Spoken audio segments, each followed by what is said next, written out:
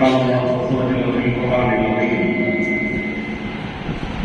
أعوذ بالله من الشيطان الرجيم بسم الله الرحمن الرحيم பண மதிப்பிழப்பு நடவடிக்கைக்கு பிறகு ஜிஎஸ்டிக்கு பிறகு வெளிவாசம் இயக்குவதற்கு பிறகு